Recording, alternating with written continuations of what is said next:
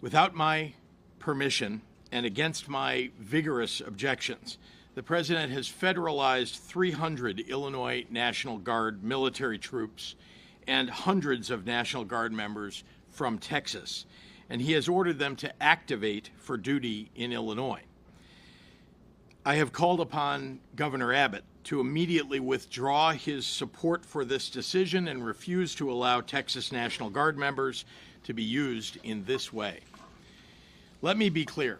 Donald Trump is using our service members as political props and as pawns in his illegal effort to militarize our nation's cities.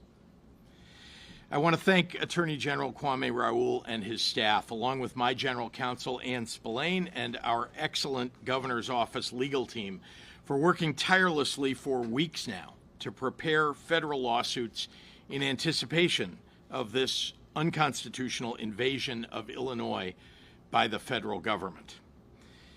For weeks now, Donald Trump, Kristi Noem, and Gregory Bovino have brought their militarized CBP and ICE agents to the streets of Chicago to cause violence and chaos in this city.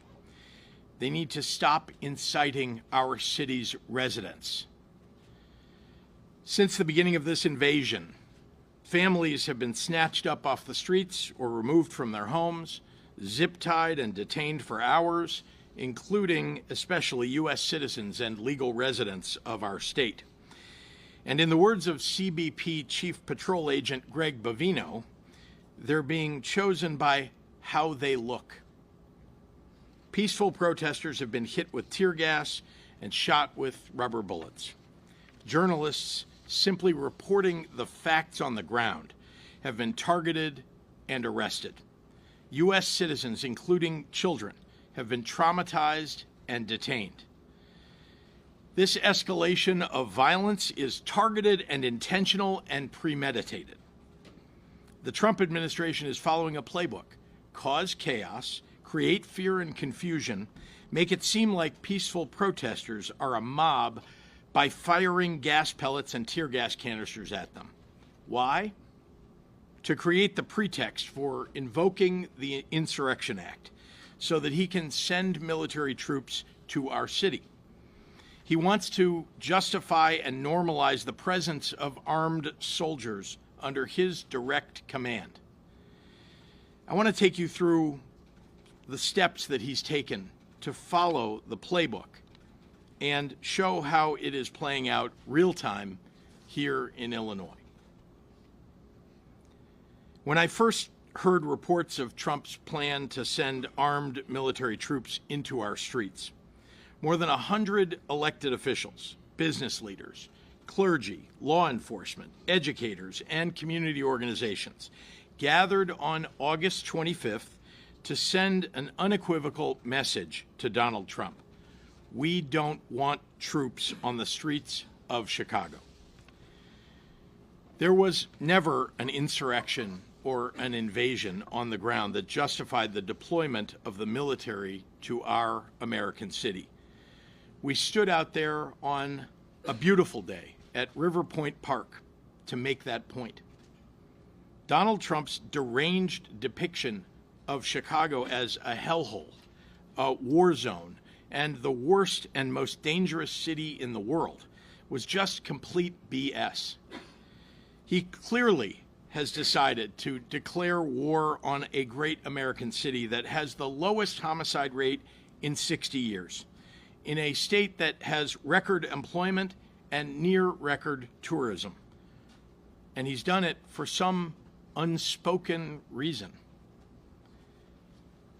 I spent the days and weeks following that out and about in our communities, in Bronzeville, in Austin, in Little Village, Berwyn, South Shore, and others, walking and talking and listening to real Chicagoans and local business owners, something Donald Trump, Greg Bovino, Tom Homan, and Kristi Noem have never bothered to do.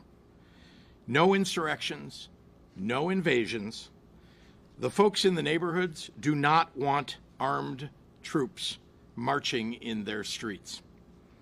When it comes to public safety, they want civilian law enforcement when they need them, and jobs and after-school programs for kids in the neighborhoods. They do not want Donald Trump to occupy their communities. Then the Trump invasion began. Since ICE and CBP announced their operations on September 8th, our people have been subjected to violence, intimidation, and harassment. They have struck fear in our communities, including notably fear in the hearts of U.S. citizens. Trump and the thuggery that his agents have brought has actively made us less safe. Less than a week later, on September 12th, ICE shot and killed a man in Franklin Park, a nearby suburb of Chicago. His name was Silverio Villegas Gonzalez. Reports say that he had just dropped his kids off at daycare and was headed to work. Shortly after that incident, ICE issued a statement justifying the killing, saying that the federal agent was seriously injured, sustained multiple injuries, and was dragged a significant distance. Immediately, we were left with more questions than answers. And frankly, the story just didn't add up. I demanded a full accounting into the facts of the situation. The community was rightfully distraught. Even Mexican President Claudia Sheinbaum demanded answers. The facts are coming out, and they are raising even more questions. The Chicago Sun-Times obtained body camera footage from Franklin Park PD. The agent said on camera his injuries were nothing major and that he was dragged a little bit. As a reminder, DHS said that the agent was seriously injured, sustained multiple injuries, and was dragged a significant distance. His children, Silverio's children, have now been left without a father, and they and the public deserve to know the truth. There's been zero accountability or transparency from ICE or the administration.